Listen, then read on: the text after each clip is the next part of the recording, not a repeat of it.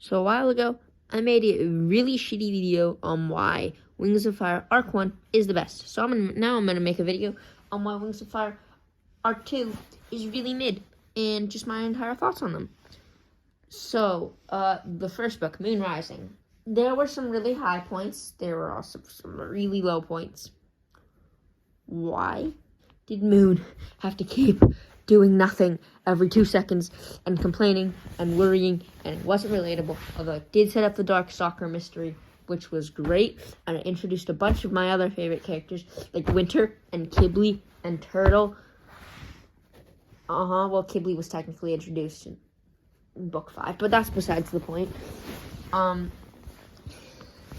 It's also the introduction to Arc 2, which was not as good as the first arc. That's my personal opinion. But overall, I think the book was pretty good. Moon's mind-reading sort of headache thingy got annoying after a while. And even when Darkstalker helped her character wasn't that much fun, and the social anxiety aspect was nowhere near as fun as it was in Turtle's book. Turtle's book was great. I'll get to that later. It sets up the main villain, though, and I will give it credit for that, because Darkstalker feels suspicious, but also it feels like he could just be, not a villain, especially with the introduction of Scarlet, who was far and away the better villain in Arc 2. Scarlet's my favorite villain of in all of Wings of Fire, but Darkstalker's not that far behind. In Darkstalker Legends, Arc 2, Darkstalker's not that good other than one scene at the end of Book 10. But anyways, Scarlet's there. That was cool, and Scarlet has a cool conclusion. She's in this book. She's in it a little with the Dream Visitors and stuff. Sets her up well, sets Darkstalker up well. Book 7, Winter Turning. People don't tend to like this book. I think they find Winter annoying, which is kind of strange. I really liked Winter. Winter's one of my favorite characters. I know. I like Winter Watcher. Probably has to do with my crippling addiction to enemies to lovers that I don't have, that I might have. I don't really know. I like Drarry, so that's besides the point. Winter had sort of a redemption in this book. Sort of, because he wasn't really evil, and his interactions with everyone is cool. His interactions with Icicle, his thoughts on Hailstorm. Hailstorm was handled decently. I thought the execution was pretty good. And Kinkajou gets majorly hurt in here and doesn't come back till, book 9. This book also has Foe Slayer, the first introduction of Darkstalker being... we don't actually know much about... Do we? I need to read the book. Do we know who Foe Slayer is in that book? Feel like we wouldn't, because Winter doesn't know who Foe Slayer is. Anyways, we might. Anyways, on to Escaping Peril. This is a lot of people's favorite books. I don't understand why. I don't think the pacing was that great. They were long, boring stretches. It's not bad. I think it's probably my least favorite book in Arc 2. No, that's book 10. I forgot about that one. It has Scarlet's conclusion, and Scarlet has been set up throughout the entire thing with Pyrite and Hailstorm, which I just briefly touched on before. Scarlet has an interesting and fun conclusion where she dies, although it would have been nice if she stayed around longer and carried the rest of Arc 2, which, other than Turtle's book, which just does a great job setting up Darkstalker, she's the last hurrah for villains being actually done well, other than Darkstalker Legends. After that, Darkstalker comes out. Not Darkstalker. At the end of the book, Darkstalker, the character, comes out of the cave thingy he's trapped in. That was cool. More setup for book 9, which also does more setup for book 10, which was not that good.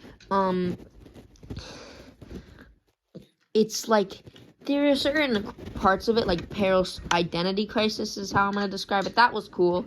Chameleon was annoying and underwhelming, although also kind of cool at the same time, and finished what art and finish what book 7 set up. So that was something.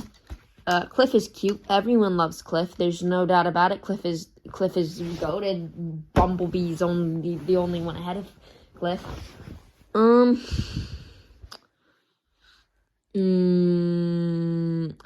to book 9. I praised book 9 a bit over the course of this. I like it. I love Turtle. He feels really relatable and not forced like Moon's relatability, although I know a lot of people who like Moon. I don't like Moon as much as Turtle. Turtle's one of my favorites. He's fun. The entire book is basically him hiding around, but that was cool.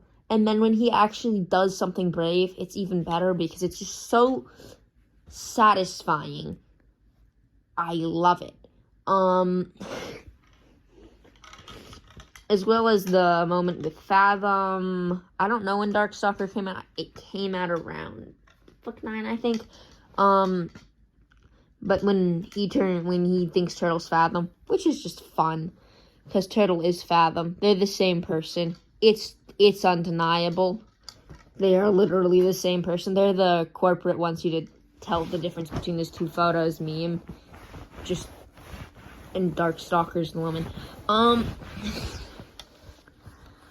Also, Turtle's Animus Magic is so much fun. Him not using it, and actually, only issue is Animus Magic is a dog shit plot device. So, it makes it really hard to actually, think about it because it feels it's, way too OP. Although it's not that bad in book 9 because of the fact, it's sort of understandable and explained by the fact that Turtle doesn't like it. Turtle's kind of scared. Turtle doesn't like using his magic. It does set up book 10 beautifully. The cliffhanger was great. On to book 10. My least favorite book in the series. The king of being anticlimactic, even because at least book 15 had stakes.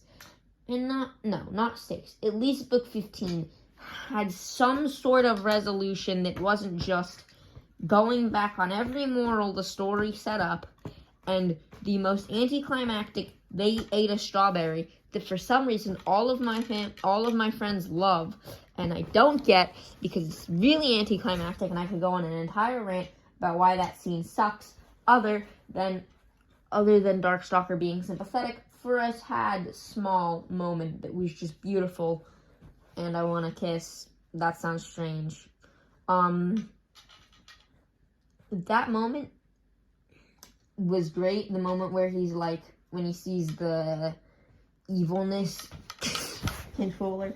That's what I'm gonna call it. I don't know the name of it. Maybe it has a name. Maybe it doesn't. No, the evilness raider. Yes, that. You know what I'm talking about. Kibley's family. This is the area where this book manages to also feel rushed and too long at the exact same time. This book does not nail pacing on any level, I think. It's too long and too rushed, somehow. Because I think it might... And it's a specific section that is that way. The rest just feels too rushed. This feels too rushed and too long. It doesn't explore the parts that are interesting. And it does other things. Kibley's mom, I could care less about Kibley's mom. Vulture was cool and was resolved in a dumb way, and that moment, and Kibley's also a bad protagonist. But I'll get onto that later. And they don't use Kibley very well, and Kibley's, in general, things. Kibley should be, I think trauma for Kibley would be cool. Hidden under trauma, like Leo from Heroes of Olympus. I don't know. That's cool. Feel it's not used very well. Also, Winter is under-ignored in this book by everyone because Winter's actually really integral.